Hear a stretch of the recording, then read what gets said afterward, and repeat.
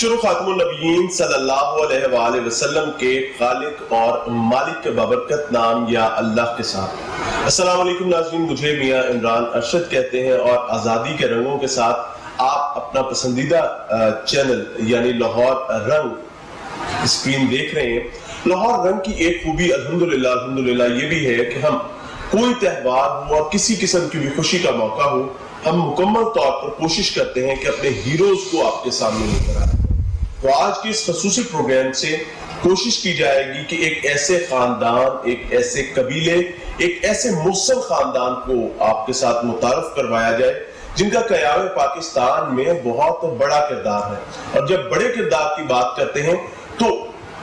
یہ وہ خاندان ہے، یاد رکھیے گا، جن کے مداح بذات خود قائد اعظم محمد علی جناح رہ چکے ہیں۔ قائد اعظم محمد علی جناح خود قیام پاکستان کے مقاصد کے لیے اس خاندان کے پاس گئے، ان کو قائل کیا، اور اس کے بعد اللہ تعالیٰ نے وطن عزیز کی نعمت سے ہمیں اور آپ کو نوازا الحمدللہ۔ میرے ساتھ موجود ہیں پیر آف عمان کے شریف پیرزادہ محمد امین صاحب۔ بہت شکریہ آپ کے وقت کا، آپ کی آمد کا بہت شکریہ آپ کا۔ ویسے تو آپ اور آپ کا خاندان کسی تعارف کا محتاج نہیں ہے، لیکن روایتی طور پر میں چاہوں گا لوگوں کو پتہ ہونا چاہیے۔ پیرزادہ محمد امین صاحب چونکہ ٹائٹل پیر آف مانکے شریف ہے، تو مانکے شریف بنیادی طور پر خیبر پختونخوا کا ایک علاقہ ہے، اور خیبر پختونخوا کو چونکہ پہلے سرحد کے نام سے جانا جاتا تھا، تو 1947 میں جب پاکستان ماغز وجود میں آیا تو اسے ٹھیک 2 برس پہلے قائد اعظم محمد علی جناح بذات خود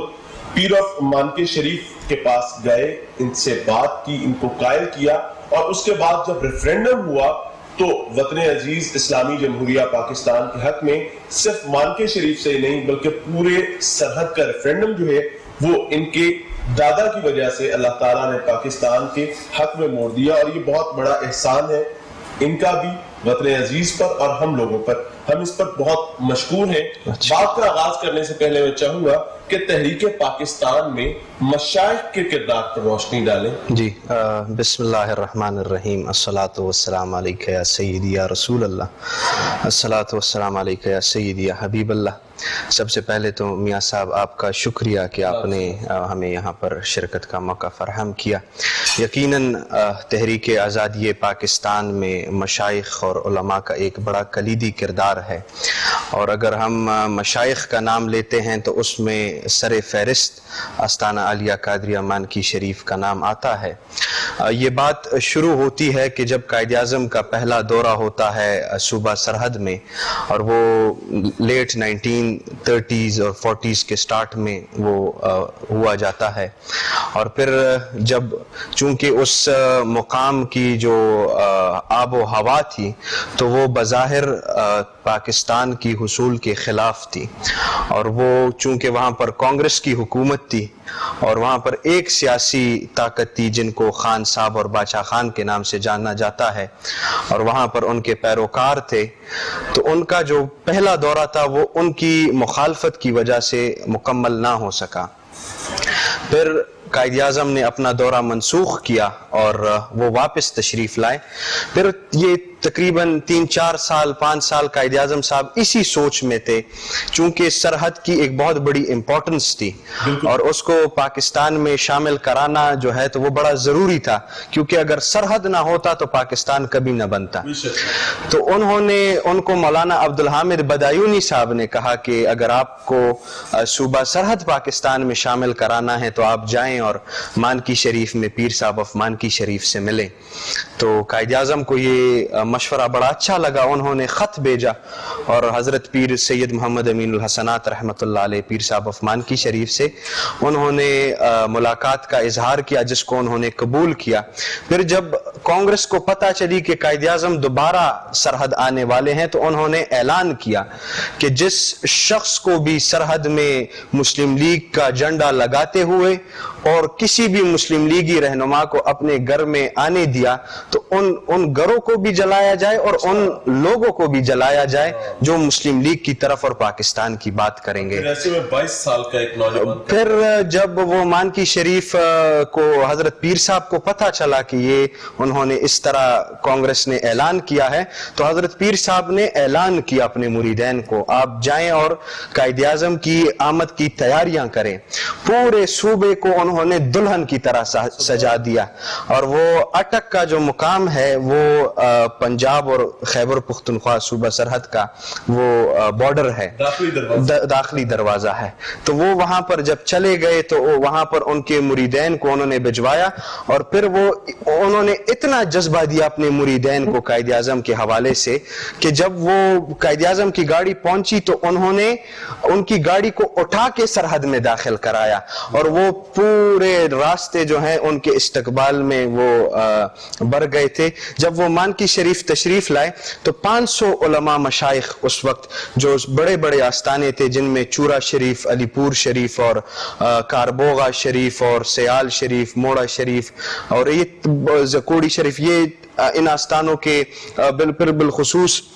علماء میں مولانا شائستہ گل صاحب تھے اور بھی ان کے کافی رفقا تھے. تو ان کو انہوں نے وہاں پر اکٹھا کیا. قائد اعظم جب تشریف لائے تو انہوں نے حضرت پیر صاحب سے کہا کہ اب اس وقت مسلمانوں کا جو گزارا ہے وہ نہیں ہو سکتا ہے. اچھا پیر صاحب, ایک بات بہت معروف ہے اور سننے میں بھی آتی ہے, بار بار سننے میں آتی ہے کہ پیر آف مانکی شریف کے مریدین جو ہیں وہ باقاعدہ اٹک کے پل سے خود قائد اعظم کی گاڑی کو اٹھا کر آگے لے کر گئے. اس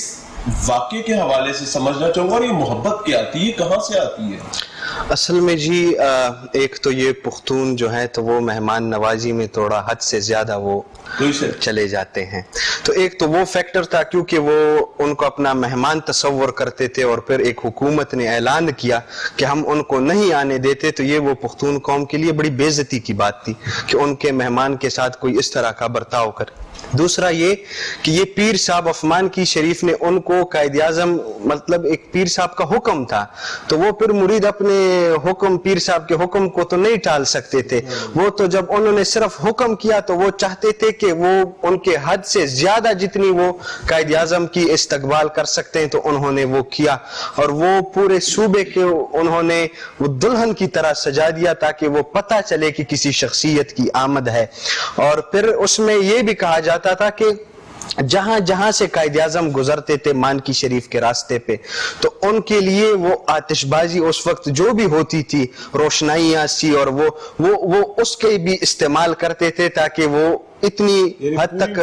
محبت کا اور خلوص کا اظہار تھا. پھر جب وہ مانکی شریف تشریف لائے اور وہاں پر علماء و مشائخ کے اس مجمع سے انہوں نے خطاب کیا تو اس میں انہوں نے آگاہ کیا کہ یہ اس طرح اب ہمیں ایک ریاست کی ضرورت ہے, آزاد ریاست کی, جس میں اسلامی نظام ہو اور جو مسلمانوں کو درپیش مسائل ہیں اس کا سدباب کیا جا سکے. جس پر پیر صاحب عثمان کی شریف نے کہا کہ آپ کی تمام باتیں ٹھیک ہیں لیکن آپ مجھے یہ بتائیں کہ جب پاکستان بن جائے گا تو اس میں نظام کون سا ہوگا. تو قائد اعظم نے کہا کہ اس میں بھی کوئی شک ہے کہ ہمیں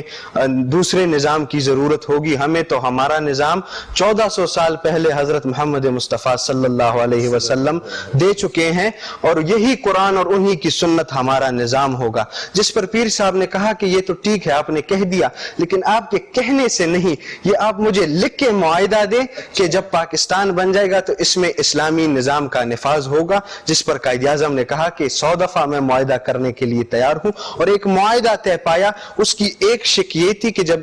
پاکستان بن جائے گا تو اس میں اسلامی نظام ہوگا اور دوسری شک یہ تھی کہ انہوں نے اس وقت ایک تنظیم جس کا نام تھا جمعیت الاسفیہ جس کے اندر تمام مشائخ اور علماء کو انہوں نے اکٹھا کیا اور اس کو ٹاسک دیا کہ اب یہ پورے پاک و ہند میں پاکستان کے لیے تحریک چلے گی. یہ سرحد سے شروع ہوا. اس کے پھر جو صدر تھے وہ امیر ملت حضرت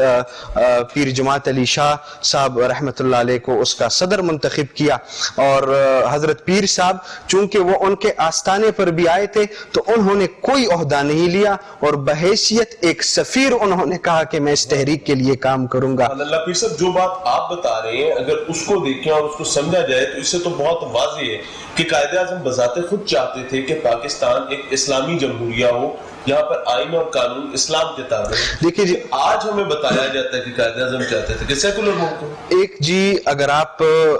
اس وقت کی اگر ہم بات کریں تو پہلے ہمیں اس وقت میں جانا چاہیے اور اس وقت کے حالات کو سمجھنا چاہیے کہ وہ کیا تھی باتیں جس کی وجہ سے علامہ اقبال اور قائد اعظم صاحب کی وہ تحریک شروع ہوئی.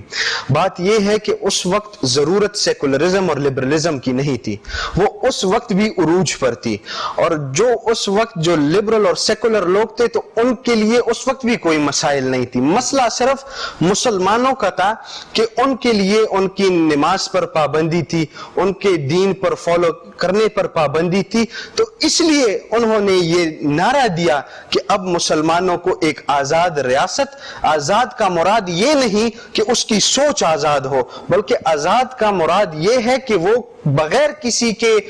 ٹکرانے سے اور یا کسی کے منع کرنے سے وہ اپنے مذہب کو، اپنے دین کو وہ فالو کر سکے. تو اس میں ایک تو یہ بات آ جاتی ہے کہ انہوں نے معاہدہ کیا. پھر دوسری بات جو لوگ کہتے ہیں تو ہم ان سے کہتے ہیں کہ شاید کہیں ہم سے تاریخ رہ گئی ہو، آپ ہمیں بتا دیں کہ قائد اعظم صاحب کی پیدا ہونے سے ان کی وفات تک، دنیا کے پردہ کرنے تک، وہ ایک بھی ان کی تقریر یا کوئی تحریر یا کوئی خط دکھائیں جس میں انہوں نے سیکولر کا نام لیا ہو. یہ تو ہماری بدقسمتی ہے کہ ہم آج، ہمارا اتنا عرصہ ہو گیا ہے، 75-76 سال ہماری آزادی کو ہوتے ہیں، ہم آج بھی اسی کشمکش میں ہیں کہ ہمارے بزرگوں نے 20 لاکھ قربانیاں جو ہمارے اکابرین نے اور مسلم امہ نے اس ریاست کو دی ہے. اور آپ دیکھیں ان گھرانوں کی، اگر آپ وہ سٹوریز دیکھیں یا وہ ان سے آپ کسی سے پوچھیں کہ آپ نے کیا کیا، تو وہ جس طریقے سے وہ بے سر و بے حال وہاں سے نکلے ہندوستان سے اور وہ پاکستان میں آئے، نہ ان کا گھر تھا، نہ ان کے ساتھ پیسے تھے، اپنا سب کچھ چھوڑ کر وہ اس ریاست میں اسی لیے آئے تھے کہ چونکہ ہم اپنے دین کو فالو نہیں کر سکتے، ہم تو تباہ ہو گئے ہیں، لیکن جو آنے والی نسلیں ہیں، یہ دیکھیں جی، یہ بات سمجھنا بڑا ضروری ہے کہ یہ آزادی جو ہے یہ اس وقت کے لوگوں کی نہیں تھی، آزادی آنے والے نسلوں کی تھی. اور وہ کیوں تھی؟ وہ اس لیے تھی کہ ان کی تو زندگیاں گزر گئی تھی، لیکن وہ چاہتے تھے کہ ان کی جو نئی نسل ہے تو وہ بغیر کسی کے ظلم اور زیادتی کے اور جبر کے وہ اپنے دین پر قائم رہ سکے اور حضور کی ان تعلیمات کا پرچار کر سکے جس کے لیے یہ دین اس دنیا میں آیا ہے. تو یہ بہت ضروری ہے کہ اس کو سمجھا جائے کہ اس بات میں کوئی شک نہیں ہے کہ یہ ریاست، اور اس کا نعرہ ہی تو یہی تھا کہ پاکستان کا مطلب کیا؟ لا الہ الا اللہ. تو یہ باتیں بڑی واضح ہیں اور اس میں کسی کو شکوک و شبہات کی ضرورت نہیں. الحمدللہ یہ وعدہ ہم نے اس لیے نہیں لیا تھا کہ ہم پاکستان بنائیں تو بس ہمارا کام ختم. ہماری جد و جہد اس وقت تک جاری رہے گی جب تک ہم اس میں اسلامی نظام کا نفاذ نہ کر سکیں. آپ کے آبا نے اپنا کردار ادا کیا قیام پاکستان میں، اور اب آپ لوگ ماشاءاللہ اس کو لے کر چلنے میں اور بہتری کی طرف جانب گامزن کرنے میں اپنا کردار ادا کریں. پھر سب تحریک پاکستان بہت کٹھن مراحل سے ہو کر گزری، بہت تکالیف تھی، بہت پریشانیاں تھی. خصوصی طور پر اگر سرحد کی بات کی جائے تو چونکہ کانگریس کی طاقت تھی، کانگریس اقتدار میں تھی، کون سی ایسی چیز تھی جس نے مریدین کے علاوہ، مریدین تو ظاہر ہے آپ کا ایک لگاؤ تھا آپ کے بزرگوں کا، لیکن پورے سرحد کی عوام کو پیر آف مانکی شریف کے ساتھ جوڑ دیا اور موڑ دیا پاکستان کی جانب؟ لگن کیا؟ دیکھیں جی، جب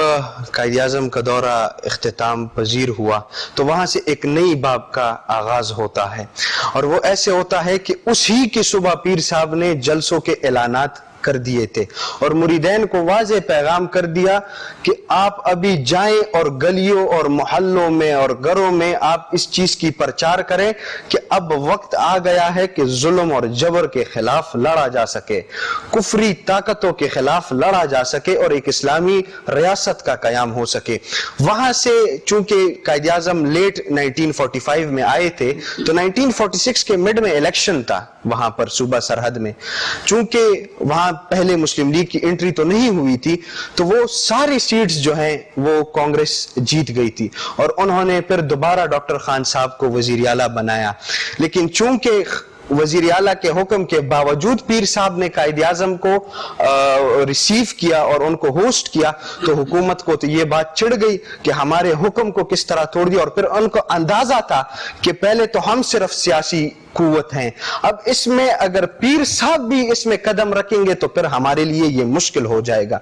वहां से पीर साहब ने मुख्तलिफ जलसे किए और उन्होंने वो किया। और अच्छा आप वो देखें कि अल्लाह ताला ने उनकी आवाज में एक तासीर रखी थी, जब वो बोलते थे तो फिर किसी का दिल नहीं करता था कि वो उठ जाए। ये एक जलसे की बात है, कोहाट में उनका एक जलसा था, तो उसमें वो कहते हैं कि पीर साहब देर से पहुंचे और मगरिब का टाइम होने वाला था, तो पीर साहब उन्होंने ऐलान किया, अब वो पूरा हजारों का मजमा था, लाखों का, उसमें उन्होंने ऐलान किया कि पीर साहब चूंकि लेट हुए हैं तो वो इशा की बाद वो उस पहले मुशावरत करेंगे फिर कर। आप देखें कि इतने बड़े इज्तिमा से एक शख्स भी नहीं उठा, फिर उन्होंने इशा के बाद कहीं पे तकरीर शुरू की और उस दिन उन्होंने 3 घंटे तकरीर की। और वो जो आज भी वो मौजूद हैं वो सामीन जिन्होंने वो मंजर देखा, वो कहते थे कि हमने एक भी शख्स को बगैर वो सिर्फ नमाज के लिए उठे, फिर हमने किसी शख्स को नहीं देखा कि वो थोड़ा सा हिला भी हो वहां से, जब पीर साहब इतनी मगन और इतनी वो मोहब्बत के साथ पीर साहब की तकरीर को सुनते थे, आदब और उससे। तो वहां से जब ये किस्सा शुरू हुआ, चूंकि फिर कांग्रेस दोबारा वहां पर मजबूत हुई, जब पीर साहब ने पूरे सरहद का दौरा किया तो उन्होंने कायद आजम को खत भेजा और उन्होंने कहा कि कायद आजम साहब को, चूंकि वो इस सोच में थे कि ये आगे भी का जो सफर है वो बड़ा मुश्किल है, तो पीर साहब ने उनको खत भेजा और उनको कहा कि कायद आजम साहब पाकिस्तान बन गया है, आपको मुबारक हो, ये आजादी और रेफरेंडम से कबल की बात है। तो कायद आजम ने फिर उनको खत भेजा और उनके खिदमात को सराहा। फिर एक जलसा था पेशावर में, उसमें कांग्रेस हुकूमत ने क्या किया कि पीर साहब मानकी शरीफ को गिरफ्तार किया। जब वहां से उनको गिरफ्तार किया तो जब मुरीदैन को पता चला तो उन्होंने जेल जाना शुरू हो गए। वो जितने भी जेल थे सूबे में वो जाते थे और जेलों में वो गिरफ्तारियां देते थे। वो जेलर हैरान थे, पेश करते थे। वो जेलर इतने हैरान थे कि ये कैसी मखलूक है, लोग यहां से भागते रहते हैं, वो अंदर आते जाते हैं। हाँ, वो जेल भर भी गए। वो क्या करते थे कि वो फिर उनको गाड़ियों में डालते थे और दूर दराज के इलाकों में छोड़ते थे, वो फिर आते थे फिर छोड़ते थे। फिर उन्होंने उनको रिहा किया कि अब इससे आगे हम इनको नहीं रख सकते। फिर ये आए दिल्ली और यहाँ पर जो सरहद के बाकी रहनुमा थे, जिसमें अरबाब नूर मोहम्मद साहब थे और सरदार अब्दुल रब निश्तर साहब थे, अब्दुल कयूम खान साहब, और ये एक बहुत बड़ी वो थी जिसमें, तो वो जब दिल्ली आई तो उन्होंने कहा, कायद आज़म और उनका फैसला हुआ कि हम सिविल डिसोबीडियंस मूवमेंट करेंगे। वहां से उन्होंने दिल्ली में प्रेस कॉन्फ्रेंस किया। इधर क्या हुआ कि पीर साहब दिल्ली में हैं, पेशावर में अंग्रेजों ने बाढ़ लगा दी और उन्होंने कहा कि इसके आगे कोई नहीं आएगा। तो ये मानकी शरीफ के हमारे मतनी के मुरीद थे मोहम्मद अली शहीद, वो जो है अपने घर से एक सफेद चादर लिया और एक सब्ज चादर लिया। सफेद चादर की मुनासबत अपने कफन से की और सब्ज चादर की मुनासबत गुंबद खिजरा और अपने पीर साहब से और मुस्लिम लीग से की। तो वो चले,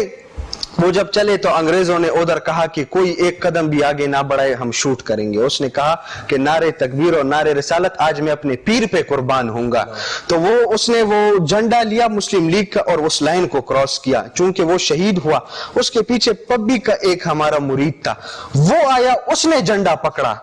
तो उसको भी शहीद किया। फिर जब तीसरा बंदा आया तो उन्होंने अंग्रेजों के झंडे को उतारा और मुस्लिम लीग का झंडा वहां पर लगा दिया, जिसके बाद हालात कंप्लीटली बदल गए। फिर वहां पर बराए नाम हुकूमत थी।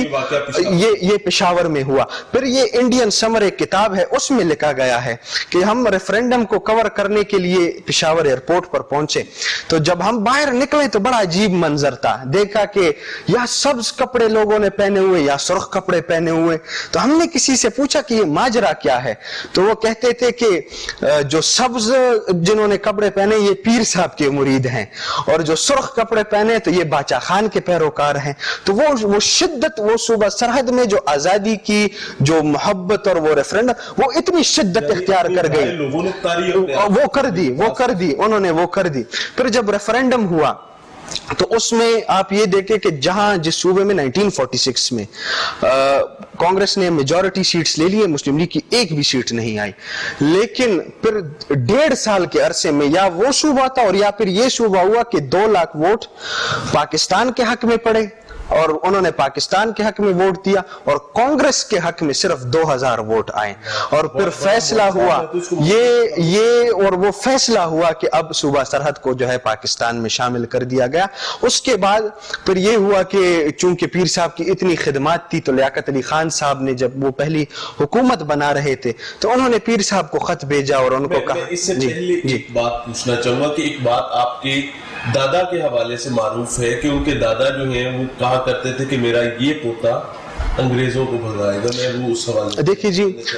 حضرت پیر سید محمد امین الحسنات رحمۃ اللہ علیہ کی طاقت کو سمجھنے کے لیے مانکی شریف کو سمجھنا لازمی ہے۔ یہ تاریخ 200 سال پر محیط ہے مانکی شریف کی، جہاں ہمارے بانی خانقاہ حضرت پیر سید عبد الوہاب رحمۃ اللہ علیہ 1804 میں پیدا ہوتے ہیں۔ پھر اس کے بعد انہوں نے دینی تبلیغ اور اشاعت کا، اور انہوں نے پہلے حصول علم کیا اپنے والد صاحب سے، پھر سیدو شریف میں ان کے پیر صاحب دے حضرت پیر سید عبد الغفور رحمۃ اللہ علیہ، ان سے انہوں نے بیعت کیا، پھر ان کو خلافت ملی۔ پھر وہ آپ دیکھیں ان کے تقوی اور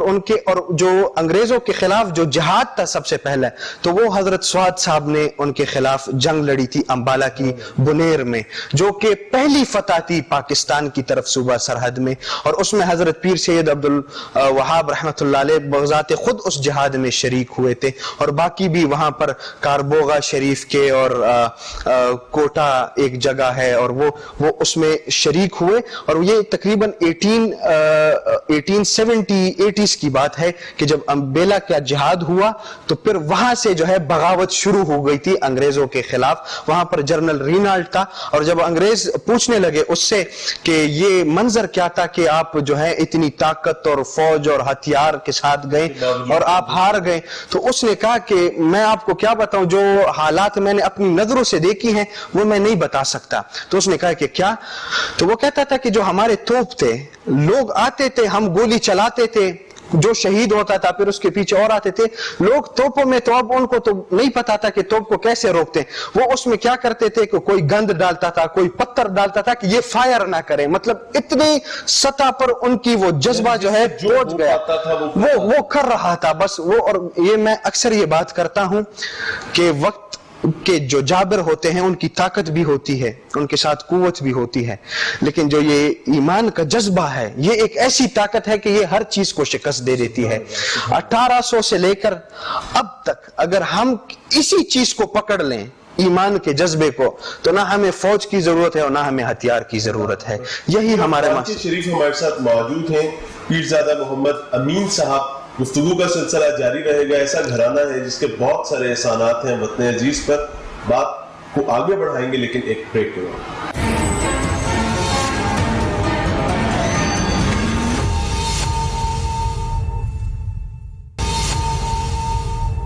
ویلکم بیک ناظرین، آزادی کے رنگ جو ہیں ان کو سمیٹنے کی کوشش کر رہے ہیں، اور ہمارے ساتھ بہت خوبصورت مہمان موجود ہیں، پیر آف مانکی شریف، اور یہ وہ خاندان ہے جیسے میں نے پہلے بھی بات کی جن کے بہت سارے احسانات ہیں وطن عزیز پر۔ میرے ساتھ موجود ہیں پیرزادہ محمد امین صاحب۔ پیرزادہ صاحب، رہنمائی لینا چاہوں گا، جب آپ کے دادا یعنی پیر آف مانکی شریف قانون ساز اسمبلی میں اپوزیشن لیڈر کے منصب پر فائز ہوئے تو ان کے ہی اعتراض پر قائد اعظم نے چیئرمین شپ پارٹی کی چھوڑی اور گورنر جنرل کا عہدہ لے لیا۔ یہ میں سمجھنا چاہوں گا ہمارے ناظرین کے لیے کہ معاملہ کیا؟ جو اپوزیشن لیڈر بنے تھے وہ قائد اعظم کی وفات کے بعد بنے تھے۔ ایک لیجسلیٹو اسمبلی کا پہلا اجلاس تھا جو وہ روڈ میپ تیار کر رہے تھے کہ پاکستان تو بن گئے، اب کانسٹیٹیوشن کیسے وہ کریں گے، تو فریر ہال کراچی میں ان کا ایک اجلاس ہوا۔ پیر صاحب جب اندر جا رہے تھے تو وہاں پر ممبرز اس گفتگو میں تھے کہ وہ کچھ بول رہے تھے، تو پیر صاحب نے ان سے پوچھا کہ کیا بات ہے، آپ کیوں اتنی وہ کر رہے ہیں؟ تو وہ کہہ رہے ہیں کہ قائد اعظم صاحب کے ساتھ 2 عہدے ہیں، ایک وہ گورنر جنرل ہے اور ایک وہ پارٹی چیئرمین ہے، تو یہ جو 2 عہدوں کی سیاست ہے یا جو ان کے ساتھ ہے، تو یہ ایک غلط رواج کو جنم ہم دے رہے ہیں، اور اس پر چونکہ وہ ہے، تو پیر صاحب نے جب یہ سنا تو انہوں نے کہا کہ یہ تو آپ بالکل ٹھیک کہہ رہے ہیں، آپ کہیں یہ بات۔ تو وہ انکار کر گئے کہ قائد اعظم کے سامنے ہم کیسے بول سکتے ہیں. تو انہوں نے کہا کہ یہ تو حق کی بات ہے, اس میں تو اتنی کوئی نہیں, یہ میں کر دیتا ہوں اسمبلی میں. تو جب وہ اجلاس شروع ہوا تو انہوں نے قائد اعظم صاحب سے کہا کہ جو آپ کے ساتھ یہ 2 عہدے ہیں اس پر ہمیں اعتراض ہے, اور یہ ایک غلط رواج کو آپ جنم دے رہے ہیں آنے والے نسلوں کے لیے, اور جو اس کے بعد جو عرصہ ہے. تو انہوں نے کہا کہ انہوں نے ویلکم کیا اس کو, اور انہوں نے کہا کہ اس پر ووٹنگ کر لیں. تو وہ ووٹنگ میں ایسے ہوا کہ تقریباً 38 ووٹ جو ہے تو وہ قائد اعظم کے حق میں آئے, اور 60 کے قریب ووٹ جو ہیں وہ پیر صاحب کے حق میں آئے, جس کے بعد انہوں نے پھر گورنر جنرل کے عہدے کو رکھا اور پارٹی چیئرمینی کو عہدہ انہوں نے چھوڑ دیا, اور پھر چودھری خلیق الرحمان صاحب مسلم لیگ کے صدر منتخب ہوئے. تو یہ وہ واقعہ تھا. پھر اس کے بعد جب پاکستان وہ یہ سارا قصہ ہو گیا, پھر چونکہ بدقسمتی سے قائد اعظم صاحب کا وفات ہو گیا تھا اور وہ دنیا سے پردہ کر گئے تھے, تو اس کے بعد چونکہ قائد اعظم کے بعد جو قائد اعظم کا نظریہ تھا وہ اس طرح سے کوئی نہیں رکھ پا رہا تھا جس پر پیر صاحب کو اختلاف تھا. یعنی کہ اس میں سیکھنے کی چیز یہ ہے کہ پیر صاحب نے بھی حق بات کرنے میں بالکل بھی دیر نہیں. جی بالکل. قائد اعظم محمد علی جناح اللہ انہیں بھی غریق رحمت کرے, انہوں نے بھی کتنے حوصلے کے ساتھ بالکل قبول کیا, کرٹیسزم کو ویلکم کیا اور اس پر عمل درآمد کیا. ایک چیز جو عوام الناس کو اور ناظرین کو شاید پتہ نہیں ہوگی, میں اس پر بھی چاہوں گا کہ آپ سے سوال کیا جائے. عوامی مسلم لیگ جو بنگلہ دیش کی رولنگ جماعت ہے, اس کی بنیاد بھی پیر صاحب نہیں رکھی. دیکھیے جی, کیونکہ اس وقت پاکستان میں جو سب سے بڑی جماعت تھی وہ تھی مسلم لیگ. قائد اعظم رحمۃ اللہ علیہ کی وفات کے بعد جو عرصہ تھا تو اس میں وہ مسلم لیگ جو ہے اپنے نظریے سے ہٹ رہی تھی, جس پر بہت سے مشاہیر اور اکابرین کو اعتراض تھا, جن میں سر فہرست پیر صاحب عثمان کی شریف تھے, اور حسین شہید سہروردی صاحب تھے, اور شیخ مجیب الرحمان صاحب. اور یہ شیخ مجیب الرحمان صاحب کی عمر اس وقت بڑی کم تھی, لیکن وہ بنگلہ دیش کی پالیٹکس میں بڑے ایکٹیو تھے. تو وہ اس وقت پھر انہوں نے ایسے کیا کہ پیر صاحب عثمان کی شریف کو چونکہ پھر مسلم لیگ کے اختلاف میں وہ اتنے آ گئے تھے کہ ان کو ممبرشپ کے فارم نہیں دے رہے تھے وہ صوبہ سرحد کے, تو انہوں نے عوامی مسلم لیگ کی بنیاد صوبہ سرحد میں رکھ دی. اور چونکہ حسین شہید سہروردی کی اپنی جگہ پر ان سے اختلاف تھا, تو انہوں نے جو ہے وہ بنگلہ دیش سے اس جماعت کا وہ کر دیا, بنیاد رکھ دی, اور پھر ان دونوں جماعتوں کا وہ ہوا, اور پیر صاحب کو اس کا صدر مقرر کیا گیا عوامی مسلم لیگ کا. جو ہے شاخ یہاں سے بنی, پھر اس کی صدارت بھی پیر صاحب کرتے رہے. پھر اس کے ساتھ جب وہ پارٹی بن گئی تو پیر صاحب اپوزیشن لیڈر منتخب ہوئے, اور اس میں انہوں نے, انگریزوں کی ایک کتاب ہے اس میں انہوں نے لکھا ہے کہ جو سب سے بہترین اپوزیشن لیڈر ہم یہ 100 سال میں دیکھتے ہیں تو پیر سید محمد امین الحسنات اس میں سر فہرست ہے, کہ کس طریقے سے انہوں نے اپوزیشن کیا, اور جس اپوزیشن کو ہم جس طرح چاہتے ہیں, جس طرح ہم تصور کرتے ہیں کہ کاش ایسی اپوزیشن ہوتی تو جمہوریت مضبوط ہو جاتی, تو وہ اپوزیشن کی خوبیاں ہم نے پیر صاحب عثمان کی شریف اور ان کی ٹیم میں دیکھی, کیونکہ ان کے ساتھ پھر حسین شہید سہروردی صاحب, اور پھر وہاں سے شیخ مجیب الرحمان صاحب, اور کے پی کے کی سائڈ پہ غلام محمد صاحب, اور یہ سارے ان کے ساتھ اس پارٹی میں آ گئے. تو ایک بڑی انہوں نے ٹف ٹائم دیا مسلم لیگ کو اس کے بعد. اچھا پیر صاحب, اس میں ایک بہت امپورٹنٹ چیز ہے کہ جہاد کشمیر کا جب ذکر آتا ہے, obviously ایک ایسا معاملہ جو قیام پاکستان کے ساتھ ہی ہمیں ایک ایسی تکلیف ملی جو آج تک چلتی آ رہی, اس میں بھی پیر صاحب کا بہت بڑا قد اور بہت بڑا کردار دیکھنے میں آتا ہے, اس کو پلیز رہنمائی فرما دیں تاکہ ہمارے ناظرین کو بھی اس خدمت کے حوالے سے پتہ چلے. جب صوبہ سرحد بنا اور پاکستان کی آزادی ہوئی تو چونکہ یہ ان چیزوں کا ان کو اہمیت اور قدر ہوتی ہے جن کے پاس نہ ہو, ہمیں پلیٹ میں آزادی ملی ہے تو اس لیے ہم اس کو فار گرانٹڈ لیتے ہیں. وہ اتنے خوش تھے جو عوام تھی اور وہ آبادی تھی کہ ان کے تصور آپ نہیں کر سکتے, ان کے ساتھ کچھ نہیں تھا, لیکن وہ صرف آزادی کے نعمت پہ انہوں نے ہر چیز قربان کر دی. چونکہ کشمیر اس وقت بھی ایک بہت بڑا اہم مسئلہ تھا, اور پاکستان کے بننے سے پہلے بھی وہاں پر چونکہ مہاراجہ تھے اور ان کی جو ظلم اور جبر تھا تو وہ بہت زیادہ تھا, وہ پہلے سے چل رہا تھی, جس پر قائد اعظم صاحب کا ڈے فرسٹ سے موقف جو ہے وہ بڑا واضح رہا ہے. پیر صاحب نے تمام اکابرین کو اور حکومتی سطح پر ان سب کو اکٹھا کیا اور کہا کہ چونکہ ہم نے ایک بہت بڑا مائل سٹون اچیو کر دیا ہے، اب ہمیں چاہیے کہ ہم کشمیر کو بھی آزاد کرائیں۔ تو اس پر چونکہ حکومتی سطح پر اس پر مخالفت ہوئی کہ ہم ابھی بنے ہیں اور یہ کام ہمارے لیے مشکل ہوگا، لیکن پیر صاحب نے حکومت سے کہا کہ آپ نہیں کر سکتے، ہم تیار ہیں اس کو کرنے کے لیے، اور انہوں نے جہاد کا اعلان کیا، جس میں باقی بھی مختلف آستانوں سے پیر افوانہ شریف اور مفتی محمد امین صاحب اور کے پی کے سے اور بھی ایسے کئی آستانے تھے جو پیر صاحب کی حمایت انہوں نے کی۔ پیر صاحب بما مریدین اور قبائل میں انہوں نے پورا ایک تحریک چلائی آزادی کشمیر کے نام سے، اور یہاں سے ایک فوج تیار کی۔ پیر صاحب خود اس میں شریک تھے، اور انڈین آرمی کے میجر خورشید انور جو ہیں وہ بھی ان کے ساتھ اس جہاد میں شریک تھے۔ وہ یہاں سے نکل گئے، پونچھ کے مقام تک وہ پہنچ گئے، اور بلکہ بارہمولہ کے پل تک پہنچ گئے۔ یہاں سے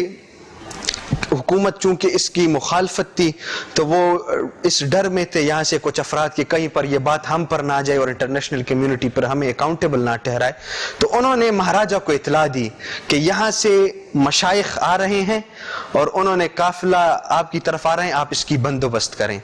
مہاراجہ تو پہلے نہ انڈیا کو سرنڈر کرنا چاہتا تھا نہ پاکستان کو، لیکن جب اس نے سنا کہ یہ تو ادھر انہوں نے پاکستان بنا دیا، میں تو ایک چھوٹی سی ریاست ہوں، تو وہ رات کے وقت بھاگ گیا ہے دہلی، اور اس نے جو ہے وہاں پر کاغذات دستخط کیے کہ میں آپ کو یہ سرنڈر کرتا ہوں، لیکن ان پیروں کو آپ روکتے۔ بارہمولہ کے ایریا تک سری نگر میں یہ پہنچ گئے تھے، انہوں نے قبضہ ڈال دیا، صرف ایک کشمیر کا ایئرپورٹ رہتا تھا۔ اگر یہ اس رات کو، اور اس میں بھی یہ تھا کہ یہ پیر صاحب نے ان کو سجیشن دی کہ ہم رات ہی ایئرپورٹ کی طرف جاتے ہیں، لیکن اس پر کچھ لوگوں نے کہا کہ نہیں جی بس یہاں تک کرتے ہیں، پھر کل ہم جائیں گے۔ جب یہ کل اٹھے تو ان پر انڈین آرمی نے جو ہے تو ایئر سٹرائک کال کی اسی جگہ پر، تو وہاں پر جب گولیاں برس رہی تھی تو اس پر میجر خورشید انور نے یہ لکھا ہے کہ میں نے پیر صاحب کو کہا، اور مرید آتے تھے کہ حضرت یہ تو گولیاں برس رہی ہیں، آپ یہاں سے پناہ لے لیں اور آپ چلے جائیں، آپ کہیں آپ زخمی نہ ہو جائیں یا کہیں آپ کو نقصان نہ پہنچے۔ تو حضرت پیر صاحب نے ایک جملہ کہا کہ جس گولی پر محمد امین الحسنات کا نام ہو وہ گولی امین الحسنات کے جسم سے نکلے گی، اور جس گولی پر میرا نام نہ ہو تو وہ میرے ایک بال کو بھی نقصان نہیں پہنچائے گا۔ آخری وقت تک وہ اپنے مریدوں کو حوصلہ دیتے تھے، اور وہ اس تک وہاں تک موجود تھے۔ وہاں پر ہمارے 382 مریدین آج بھی ان کی لاشیں جو ہیں ان کی وہاں پر انہوں نے دفن کی ہیں، اور وہ ادھر سے ہیں، تو پھر وہ وہاں سے آگے یہ جو آج آزاد کشمیر ہے تو اس میں بھی پیر صاحب آف مانکی شریف کا اور ہمارے مشائخ کا ایک بہت بڑا کردار ہے جو آج ہمیں ملا ہے۔ بہت شکریہ، بات کو جاری رکھیں اور سمجھنے کی کوشش کر رہے ہیں مشائخ کے خدمات کو، اور خاص طور پر پیر آف مانکی شریف چونکہ ہمارے ساتھ موجود ہیں، تو مانکی شریف کی خدمات جو ہیں آزادی کے حوالے سے، قیام پاکستان کے حوالے سے اور پاکستان کو لے کر چلنے کے حوالے سے وہ آپ تک پہنچانے کی کوشش کر رہے ہیں۔ ملتے ہیں بریک پر۔ ویلکم بیک ناظرین، آزادی کے ان رنگوں کے ساتھ ہم موجود ہیں اور کوشش کر رہے ہیں کہ اپنے آبا کی حوالے سے گفتگو کی جائے، ان کے روشن پہلو سمجھنے کی کوشش کی جائے، کس طریقے سے انہوں نے اس آزادی کو سمیٹا، اس دیے کو روشن رکھا اور ہم تک امانت کے طور پر پہنچایا۔ ہم بدقسمتی کا شکار ہیں، obviously اس میں کوئی شک نہیں کہ ہم بہت سارے مقامات پر نالائکی کرتے ہیں، لیکن اس نالائکی کو دور کرنے کا واحد طریقہ یہ ہے کہ اپنے آبا کو ان روشن رستوں کو سمجھا جائے۔ تو اس ضمن میں ہمارے ساتھ پیر آف مانکی شریف موجود ہیں، پیرزادہ محمد امین صاحب۔ سر، آپ کی آمد اور وقت obviously بہت قیمتی ہے، آپ گفتگو بھی کر رہے ہیں، آپ کے مشکور ہیں، ممنون ہیں۔ 22 نکاتی ایجنڈا ایک پیش کیا گیا، اور اس 22 نکاتی ایجنڈے کی بہت ویلیو سمجھی جاتی ہے، خصوصی طور پر جب بات کی جائے پاکستان اور قیام پاکستان کے بعد دین اسلام کی جانب رخ کو موڑنے کے حوالے سے کہ یہاں پر نظام کیسا ہوگا، اس پر میں چاہوں گا کہ کیا خدمات ہے پیر آف مانکی شریف اور خصوصی طور پر آپ کی درگاہ؟ جی، جب پاکستان بن گیا تو یہ ٹاسک پیر صاحب کے حوالے کر دیا، اور انہوں نے مشاورت کی کہ چونکہ اب ہم نے کانسٹیٹیوشن بنانا ہے اور رولز اینڈ ریگولیشن سیٹ کرنی ہے، تو اس کے لیے ہم نے ایک وہ جس کو کہتے ہیں کہ بیک بون، کہ ان چیزوں کو، ایک نکات کو ہم وہ پھر اسی کے ساتھ اسی کے دائرے میں رہ کے ہم رولز اینڈ ریگولیشن بنائیں، جس پر پیر صاحب آف مانکی شریف نے تمام مسالک یہ پاکستان کی تاریخ ہے کہ تمام مسالک اور تمام مذاہب کے متفقہ 22 نکاتی ایجنڈا وہ ایوان میں وہ انہوں نے پیش کیا اور پاس کرایا، اور جس میں یہ ایک نقطہ یہ بھی ہے کہ کوئی بھی قانون اگر وہ شریعت کے خلاف ہو یا حضور کی سنت کے خلاف ہو، وہ کوئی بھی شخصیت ہو، اگر وہ حکومت میں ہو یا حکومت کے باہر ہو یا کوئی ادارہ ہو، تو وہ نل اینڈ وائڈ ہوگا صدیوں کے لیے. وہ ایک ان کا وہ ہے. تو اس کے بعد جو ہے وہ یہ، اور اس کے بعد جو ہے یہ کانسٹیٹیوشن بنا اور تمام وہ اسی کو مد نظر رکھتے ہوئے وہ انہوں نے وہ کیا. بہت خوبصورت. ظاہر آبا نے اتنی روشن رستے چھوڑے ہیں، تو آپ بھی ظاہر اس پر چلنے کی کوشش کر رہے ہیں، اور آپ بھی اسی درگاہ کے ذریعے پوری دنیا میں وطن عزیز کے نیریٹو کو لے کر جاتے ہیں. تو میں چاہوں گا کہ آپ یوتھ ریپریزنٹیٹیو بھی ہیں یونائٹڈ نیشنز میں، کچھ ایسی خدمات جو شاید آج کی تیز دنیا میں ہم اور ہماری نوجوان نسل تک نہیں پہنچ سکتی. یونائٹڈ نیشنز کا پلیٹ فارم پوری دنیا کے لیے ایک بہت بڑا پلیٹ فارم ہے، اور یہاں پر پہنچنا، یہاں بات کرنا، وطن عزیز کے ریئل نیریٹو کو لے کر جانا بہت بڑی بات ہوتی ہے. کن کن پوائنٹس کو لے کر آپ چل رہے ہیں؟ دیکھیں جی، جو انٹرنیشنل کمیونٹی ہے ان کے ساتھ انٹریکشن کرنا اور ان کو اعتماد میں لینا، یہ بہت بڑی ضرورت ہوتی ہے ایک ریاست کی سروائیول کے لیے. اور یہ میں سمجھتا ہوں کہ اپنے دادا سے سیکھی ہیں، چونکہ وہ پھر 1950s میں بس وہ ایکٹیو پالیٹکس سے وہ پیچھے ہٹ گئے تھے، اور وہ پھر اس طرف آ گئے تھے، اور پھر وہ ورلڈ پیس کمیٹی کے پاکستان کے صدر منتخب ہوئے، جو کہ پھر وہ چائنا میں ایشین پیسیفک کانفرنس میں انہوں نے شرکت کی اور پاکستان کی صدارت کی، جس میں شیخ مجیب الرحمان صاحب بھی ان کے ساتھ ڈیلیگیشن میں تھے. تو وہ جب وہاں پر گئے تو وہ انہوں نے یہ جو کانفرنس تھا تو یہ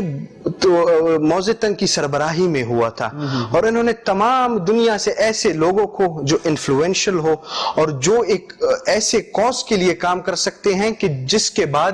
دنیا میں امن اور پیس اور ہارمنی اور لوگ محبت کے ساتھ رہیں. تو اس فارمولے کو اپنے دادا کو میں سمجھتا ہوں کہ یہ میرے لیے ایک بہت بڑی ان کی تربیت ہے میرے لیے، کہ میں نے ان کی جو وہ انٹرنیشنل پالیٹکس اور جو وہ انٹرنیشنل کمیونٹی کے ساتھ جس طرح وہ انٹریکٹ کرتے تھے، اسی کو جاری رکھتے ہوئے پھر میں یو این کے اس پہلے یوتھ اسمبلی میں رہا، پھر اس کے بعد میں انٹر ایجنسی کا ممبر رہا. تو جس طرح آپ نے کہا کہ آج کل کے دور میں یہ چاہیے کہ سب سے پہلے اگر ہم نے بحیثیت مسلمان جو اسلامی ممالک ہے، تو یہ ان کی ذمہ داری بنتی ہے کہ وہ اسلام کا وہ پازیٹیو سائڈ دکھائے. جو پہلے تو ہماری جو مسکنسیپشن وہ ہوتی ہے تو وہ یہی ہے کہ اسلام کو ہم بطور مذہب لیتے ہیں، ہم اس کو دین نہیں بناتے ہیں. جی، تو یہ اصل میں ہم نے نماز کو زور دیا، ہم نے روزے کو زور دیا، ہم نے حج کو دیا، اور جو باقی احکامات ہیں ہم ان کو بھول گئے ہیں. اور ضرورت اس وقت وہ ہے کہ ہم ان باقی احکامات دیکھیں. اسلام ہمیں صبح اٹھنے سے رات سونے تک ہر ایک چیز کو حضور نبی کریم صلی اللہ علیہ وسلم کی تعلیمات انہوں نے ہمیں دی ہے. تو ہمیں چاہیے کہ وہ پازیٹیو سائڈ ہمیں دکھائے، اور پھر اس سے بڑھ کر جو ضرورت ہے وہ یہی ہے کہ پہلے خود دین کو پڑھیں. آج ہم دین کا لبادہ اوڑھ کر جس نفرت کی طرف اور جس اشتعال انگیزی کی طرف ہم بڑھ رہے ہیں، اور دین کو چھوڑ کر ہم پتہ نہیں کہ کس دین کی ہم پرچار کر رہے ہیں. نام تو ہم اسلام کا استعمال کرتے ہیں، اور آپ دیکھیں انٹرنیشنل کمیونٹی، دیکھیں ہم اعتراض کرتے ہیں ان پر کہ یہ ہمارے ساتھ یہ ہماری مخالفت کرتے ہیں. ان کو دین کون بتا رہا ہے؟ ان کو تو وہ تو نہ قرآن پڑھتے ہیں، ان کو تو نہ کوئی ان میں